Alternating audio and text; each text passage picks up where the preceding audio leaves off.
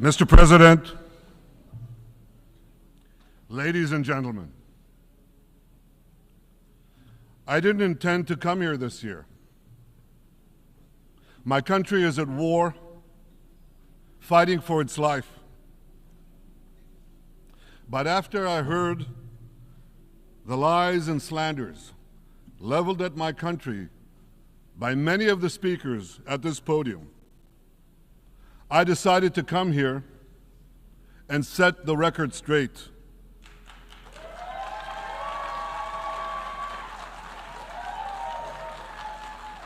I decided to come here to speak for my people, to speak for my country, to speak for the truth.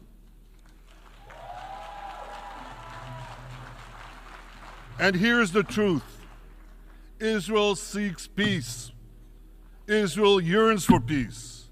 Israel has made peace and will make peace again.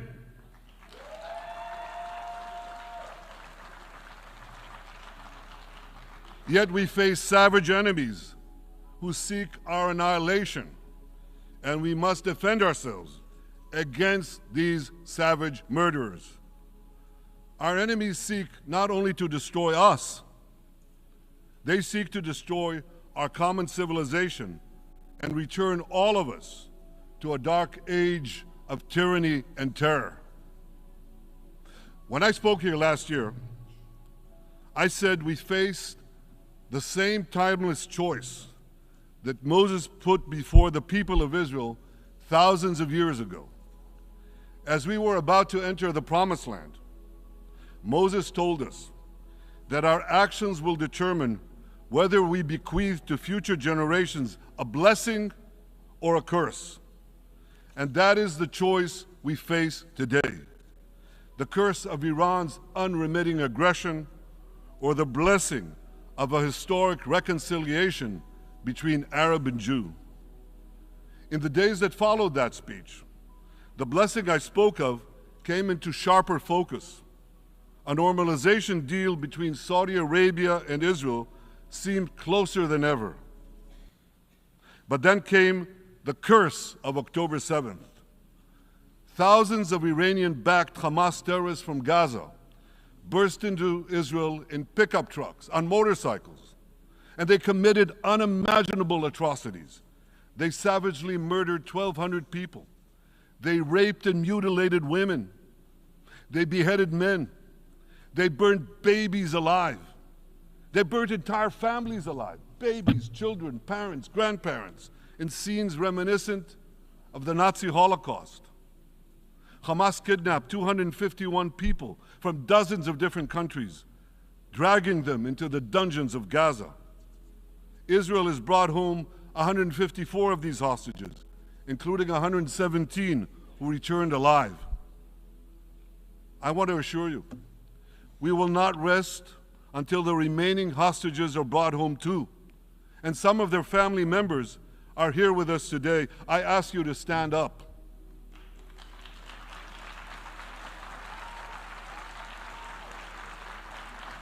With us is Eli Stevie, whose son Idan was abducted from the Nova Music Festival. That was his crime. A music festival. And these murderous monsters took him. Kobe Smirno, whose son Jonathan was murdered, and his corpse was taken into the dungeons, into the terror tunnels of Gaza. A corpse held hostage. Salim al-Atrash, whose brother Muhammad, a brave Arab-Israeli soldier, was murdered. His body too was taken to Gaza. And so was the body of Ifat Hyman's daughter Inbar, who was brutally murdered at that same music festival. With us is Sharon Sharabi, whose brother Yossi was murdered, and who prays for his older brother Eli, who is still held hostage in Gaza. And with us too is Izhar Lifsich from Kibbutz Nir Oz, a kibbutz that was wiped out by the terrorists. Thankfully, we achieved the release of his mother Yocheved, but his father Oded is still languishing in an underground terrorist hell of Hamas. I again promise you, we will return your loved ones home. We will not spare that effort until this holy mission is accomplished.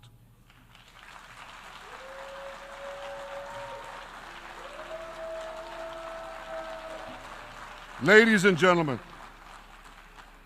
the curse of October 7th began when Hamas invaded Israel from Gaza. But it didn't end there. Israel was soon forced to defend itself on 6 more war fronts organized by Iran. On October 8th, Hezbollah attacked us from Lebanon. Since then, they fired over 8,000 rockets at our towns and cities, at our civilians, at our children. 2 weeks later, the Iran-backed Houthis in Yemen launched drones and missiles at Israel, the first of 250 such attacks, including one yesterday aimed at Tel Aviv. Iran's Shiite militias in Syria and Iraq have targeted Israel dozens of times over the past year as well. Fueled by Iran, Palestinian terrorists in Judea and Samaria perpetrated scores of attacks there and throughout Israel. And last April, for the first time ever, Iran directly attacked Israel from its own territory, firing 300 drones, cruise missiles, and ballistic missiles at us. I have a message for the tyrants of Tehran. If you strike us, we will strike you. There is no place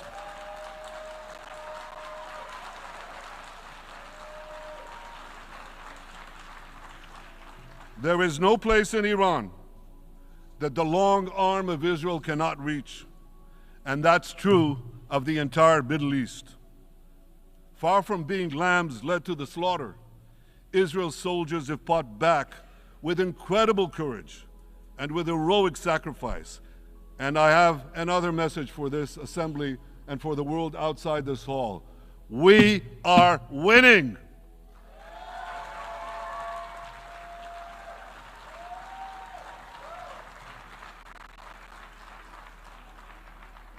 Ladies and gentlemen, as Israel defends itself against Iran in the seven-front war, the line separating the blessing and the curse could not be more clear. This is the map I presented here last year. It's a map of a blessing.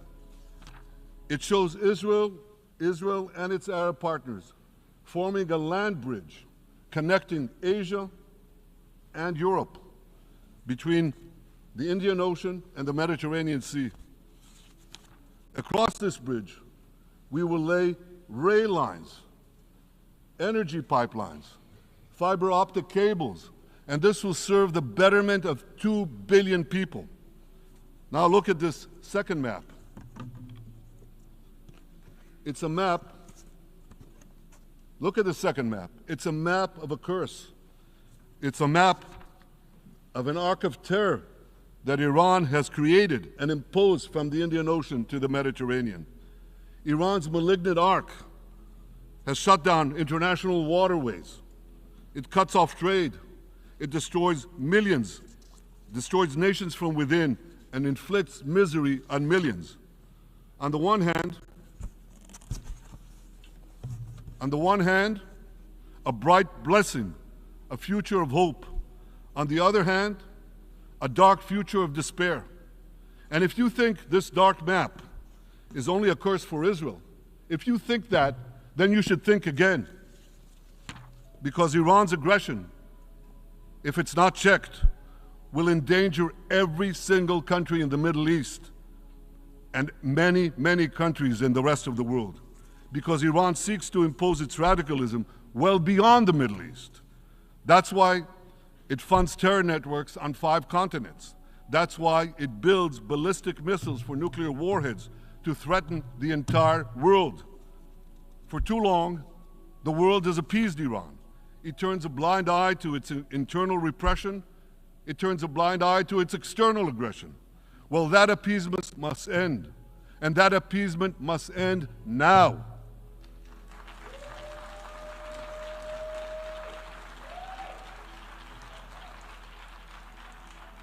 Nations of the world should support the brave people of Iran who want to rid themselves of this evil regime. Responsible governments should not only support Israel in rolling back Iran's aggression, they should join Israel. They should join Israel in stopping Iran's nuclear weapons program. In this body, in the Security Council, we're going to have a deliberation in a few months. And I call on the Security Council to snap back UN Security Council sanctions against Iran, because we must all do everything in our power to ensure that Iran never gets nuclear weapons.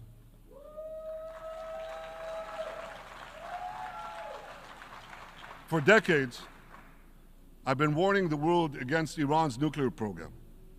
Our actions delayed this program by perhaps a decade, but we haven't stopped it. We've delayed it, but we haven't stopped it. Iran now seeks to weaponize its nuclear program for the sake of the peace and security of all your countries.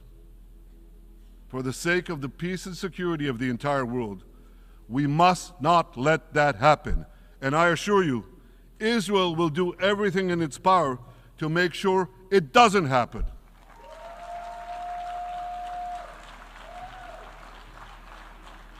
So, ladies and gentlemen, the question before us is simple. Which of these two maps that I showed you will shape our future? Will it be the blessings of peace and prosperity for Israel, our Arab partners, and the rest of the world? Or will it be the curse in which Iran and its proxies spread carnage and chaos everywhere? Israel has already made its choice. We've decided to advance the blessing. We're building a partnership for peace with our Arab neighbors while fighting the forces of terror that threaten that peace. For nearly a year, the brave men and women of the IDF have been systematically crushing Hamas's terror army that once ruled Gaza. On October 7th, the day of that invasion into Israel, that terror army numbered nearly 40,000 terrorists. It was armed with more than 15,000 rockets.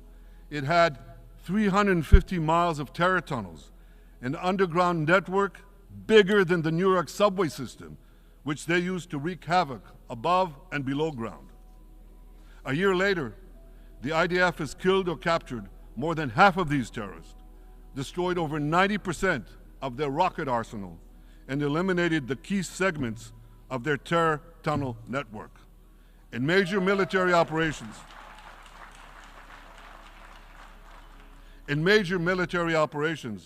we destroyed nearly all of Hamas's terror battalions, 23 out of 24 battalions. Now, to complete our victory, we are focused on mopping up Hamas's remaining fighting capabilities. We are taking out senior terrorist commanders and destroying remaining terrorist infrastructure.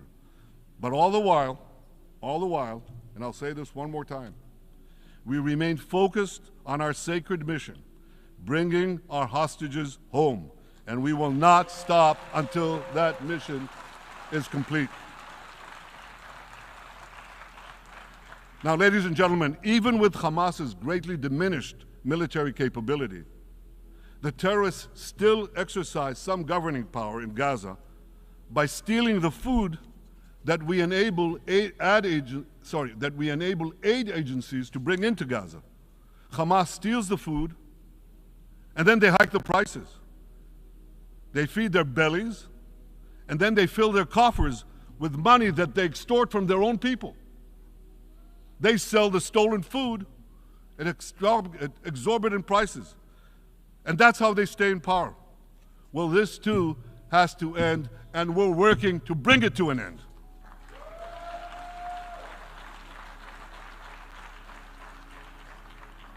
And the reason is simple. Because if Hamas stays in power, it will regroup, rearm, and attack Israel again and again and again, as it is vowed to do. So Hamas has got to go.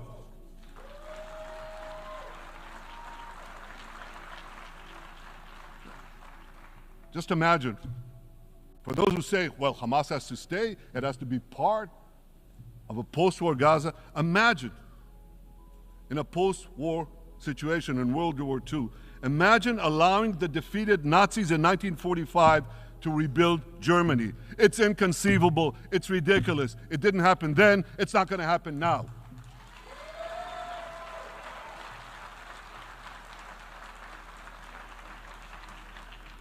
This is why Israel will reject any role for Hamas in a post-war Gaza. We don't seek to resettle Gaza. What we seek is a demilitarized and de-radicalized Gaza. Only then can we ensure that this round of fighting will be the last round of fighting. We are ready to work with regional and other partners to support a local civilian administration in Gaza committed to peaceful coexistence. As for the hostages, I have a message for the Hamas captors. Let them go. Let them go. All of them. Those alive today must be returned alive, and the remains of those whom you brutally killed must be returned to their families. Those families here with us today, and others in Israel, deserve to have a resting place for their loved ones, a place where they can grieve and remember them. This war, ladies and gentlemen, this war can come to an end now. All that has to happen is for Hamas to surrender, lay down its arms, and release all the hostages. But if they don't, we will fight until we achieve victory, total victory. There is no substitute for it.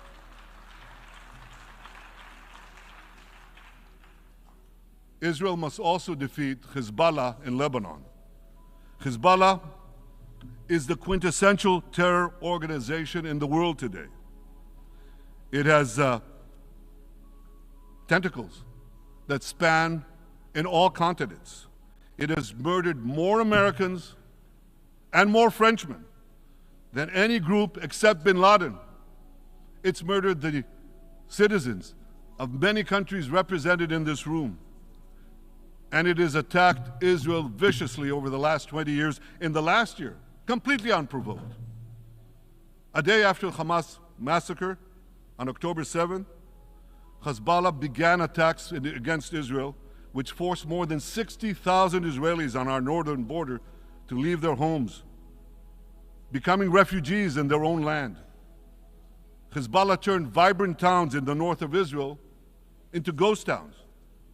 So I want you to think about this in equivalent American terms. Just imagine if terrorists turned El Paso and San Diego into ghost towns. Then ask yourself, how long would the American government tolerate that? A day? A week? A month?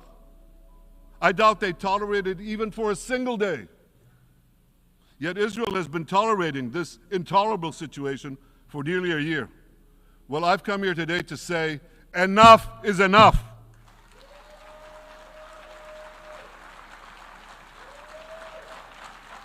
We won't rest until our citizens can return safely to their homes. We will not accept a terror army perched on our northern border, able to perpetrate another October 7th style massacre. For 18 years, Hezbollah brazenly refused to implement UN Security Council Resolution 1701, which requires it to move its forces away from our borders. Instead, Hezbollah moved right up to our border. They secretly dug terror tunnels to infiltrate our communities and indiscriminately fired thousands of rockets into our towns and villages. They fire these rockets and missiles not from military sites, not from that. They do that too. But they fire those rockets and missiles after they place them in schools, in hospitals, in apartment buildings, and in the private homes of the citizens of Lebanon. They endanger their own people. They put a missile in every kitchen, a rocket in every garage. I said to the people of Lebanon this week, Get out of the death trap that Hezbollah has put you in. Don't let Nasrallah drag Lebanon into the abyss. We're not at war with you. We're at war with Hezbollah, which has hijacked your country and threatens to destroy ours. As long as Hezbollah chooses the path of war, Israel has no choice, and Israel has every right to remove this threat and return our citizens to their homes safely. And that's exactly what we're doing.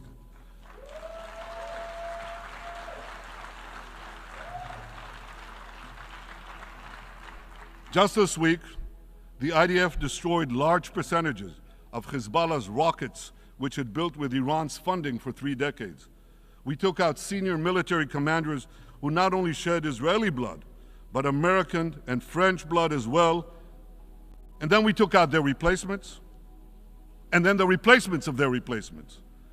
And we'll continue degrading Hezbollah until all our objectives are met.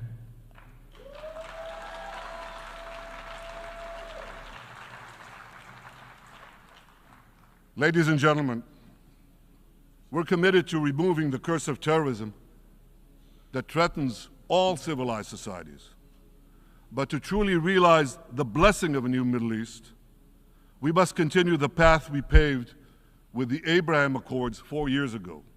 Above all, this means achieving a historic peace agreement between Israel and Saudi Arabia.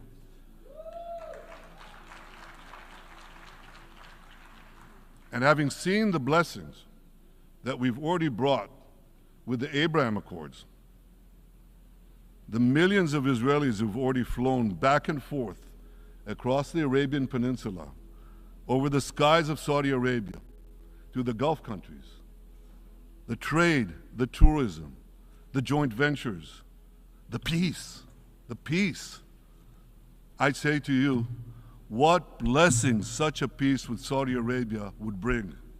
It would be a boon to the security and economy of our 2 countries. It would boost trade and tourism across the region.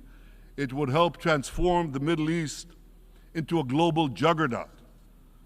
Our 2 countries could cooperate on energy, water, agriculture, artificial intelligence, and many, many other fields. Such a peace, I'm sure, would be a true pivot of history. It would usher in a historic reconciliation between the Arab world and Israel, between Islam and Judaism, between Mecca and Jerusalem. While Israel is committed to achieving such a peace, Iran and its terror proxies are committed to scuttling it. That's why one of the best ways to foil Iran's nefarious designs is to achieve the peace. Such a peace would be the foundation for an even broader Abrahamic alliance. And that alliance would include the United States, Israel's current Arab peace partners, Saudi Arabia, and others who choose the blessing of peace. It would advance security and prosperity across the Middle East and bring enormous benefits to the rest of the world. With American support and leadership, I believe this vision can materialize, and much sooner than people think. And as the Prime Minister of Israel, I will do everything in my power to make it happen. This is an opportunity that we and the world should not let go by.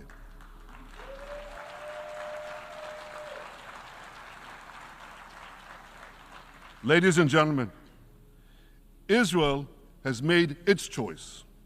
We seek to move forward to a bright age of prosperity and peace.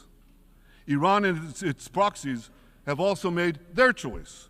They want to move back to a dark age of terror and war. And now I have a question. And I pose that question to you. What choice will you make? Will your nation stand with Israel? Will you stand with democracy and peace? Or will you stand with Iran, a brutal dictatorship that subjugates its own people, exports terrorism across the globe? In this battle between good and evil, there must be no equivocation. When you stand with Israel, you stand for your own values and your own interests. Yes, we're defending ourselves, but we're also defending you against a common enemy that through violence and terror seeks to destroy our way of life. So there should be no confusion about this. But unfortunately, there is a lot of it in many countries and in this very hall, as I've just heard. Good is portrayed as evil, and evil is portrayed as good. We see this moral confusion when Israel is falsely accused of genocide, when we defend ourselves against enemies who try to commit genocide against us. We see this too when Israel is absurdly accused by the ICC prosecutor of deliberately starving Palestinians in Gaza. What an absurdity. We helped bring in 700,000 tons of food into Gaza. That's more than 3,000 calories a day for every man, woman, and child in Gaza. We see this moral confusion when Israel is falsely accused of deliberately targeting civilians. We don't want to see a single person, a single innocent person die. That's always a tragedy. And that's why we do so much to minimize civilian casualties, even as our enemies use civilians as human shields. And no army has done what Israel is doing to minimize civilian casualties. We drop flyers, we send text messages, we make phone calls by the millions to ensure that Palestinian civilians get out of harm's way. We spare no effort in this noble pursuit. We see yet another profound moral confusion when self-described progressives march against the democracy of Israel. Don't they realize they support the Iranian-backed goons in Tehran and in Gaza? The goons who gun down protesters, murder women for not covering their hair, and hang gays in public squares, some progressives. According to the US Director of National Intelligence, Iran funds and fuels many of the protesters against Israel. Who knows, maybe some of the protesters, or even many of the protesters outside this building now. Ladies and gentlemen, King Solomon, who reigned in our eternal capital, Jerusalem, 3,000 years ago, proclaimed something that is familiar to all of you. He said, "There is nothing new under the sun."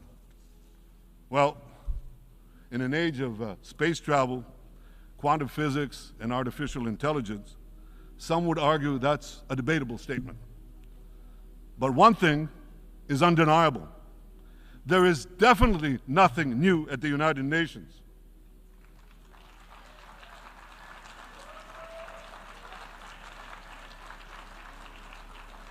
Take it from me. I first spoke from this podium as Israel's ambassador to the UN in 1984. That's exactly 40 years ago. And in my maiden speech here, I think it's the same podium, by the way. In my maiden speech here, I spoke against a proposal to expel Israel from this body. 4 decades later, I find myself defending Israel against that same preposterous proposal. And who's leading the charge this time? Not Hamas, but Abbas, Palestinian Authority President Mahmoud Abbas. This is the man who claims he wants peace with Israel. Yet he still refuses to condemn the horrific massacre of October 7th. He's still paying hundreds of millions to terrorists who murder Israelis and Americans. It's called pay for slay. The more you murder, the more you get paid. And he still wages unremitting diplomatic warfare against Israel's right to exist and against Israel's right to defend itself. And by the way, they amount to the same thing. Because if you can't defend yourself, you can't exist. Not in our neighborhood, certainly, and maybe not in yours. Standing in this podium 40 years ago, I told the sponsors of that outrageous resolution to expel Israel, "Gentlemen, check your fanaticism at the door." Today, I tell President Abbas and all of you who would shamefully support that resolution, check your fanaticism at the door. The singling out of the one and only Jewish state continues to be a moral stain on the United Nations. It has made this once respected institution contemptible in the eyes of decent people everywhere. But for the Palestinians, this UN House of Darkness is home court. They know that in this swamp of anti-Semitic bile, there's an automatic majority willing to demonize the Jewish state on anything. In this anti-Israel, flat earth society, any false charge, any outlandish allegation can muster a majority. In the last decade, there have been more resolutions passed against Israel in this hall at the UN General Assembly than against the entire world combined.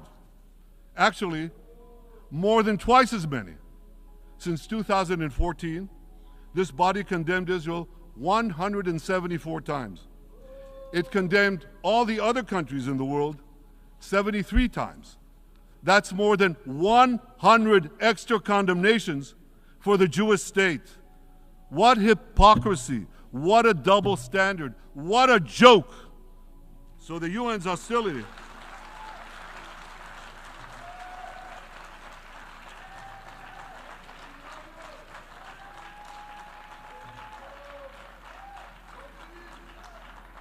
So all the speeches you heard today, all the hostility directed at Israel this year, it's not about Gaza. It's about Israel. It's always been about Israel's very existence. And I say to you, until the Jewish state is treated like other nations, until this anti-Semitic swamp is drained, the UN will be viewed by fair-minded people everywhere as nothing more than a contemptuous farce. Now, given the anti-Semitism at the UN, it should surprise no one that the prosecutor at the ICC, one of the UN's affiliated organs, is considering issuing arrest warrants against me and Israel's defense minister, the democratically elected leaders of the democratic state of Israel. The ICC prosecutors rushed to judgment. His refusal to treat Israel with its independent courts the way other democracies are treated is hard to explain by anything other than pure anti-Semitism. Ladies and gentlemen, the real war criminals are not in Israel. They're in Iran. They're in Gaza, in Syria, in Lebanon, in Yemen. Those of you who stand with these war criminals, those of you who stand with evil against good, with a curse against the blessing, those of you who do so should be ashamed of yourselves.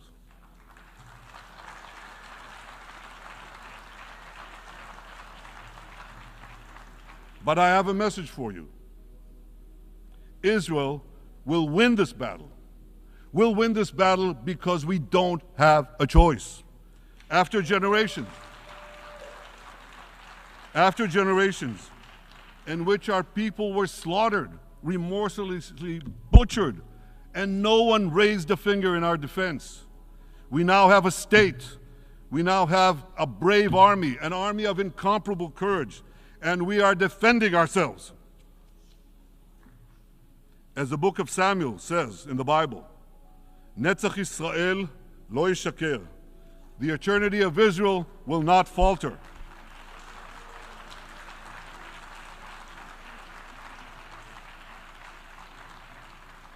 In the Jewish people's epic journey from antiquity, in our odyssey through the tempests and upheavals of modern times, that ancient promise has always been kept, and it will hold true for all time.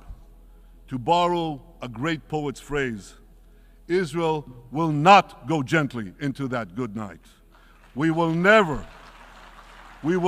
need to rage against the dying of the light, because the torch of Israel will forever shine bright.